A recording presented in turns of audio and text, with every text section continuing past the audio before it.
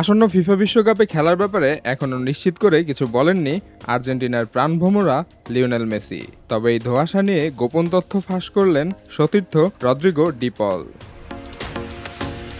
World সকার টকের প্রতিবেদন অনুযায়ী জাতীয় দল ও ক্লাব সতীর্থ রদ্রিগো ডি পল যা বললেন তাতে পরিষ্কার হয়ে গেল যে ক্যারিয়ারের ষষ্ঠ বিশ্বকাপ খেলার জন্য অধীর আগ্রহে অপেক্ষা করছেন লিওনেল মেসি। নিজেকে ঝালিয়েও নিচ্ছেন বিশ্বকাপের জন্য। গত 2-3 মাস ধরে একসঙ্গে বিশ্বকাপের জন্য প্রস্তুত হচ্ছেন ইন্টার মায়ামির দুই আর্জেন্টাইন তারকা। আন্তর্জাতিক ক্যারিয়ারের শেষটা রাঙাতে প্রস্তুতিতে কোনো কমতি রাখছেন না আর্জেন্টিনার অধিনায়ক। সামর্থ্যের শেষ অংশটুকু দিতে প্রস্তুতি নিচ্ছেন আটঘাট বেঁধে।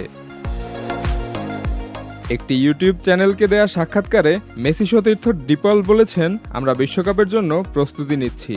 গত 2-3 মাস ধরে ক্লাবের অনুশীলনের পাশাপাশি আমরা প্রতিদিন আলাদা আলাদা অনুশীলন করছি। সেরা শারীরিক অবস্থায় পৌঁছাতে লিও ও আমি নিজেদের সর্বোচ্চটা উজাড় করে দিচ্ছি। বিশ্বকাপের ভাবনা ছাড়া থাকা যায় না। ভয়, অনিশ্চয়তা ও রোমাঞ্চ নিয়ে দল ঘোষণার অপেক্ষায় আছি।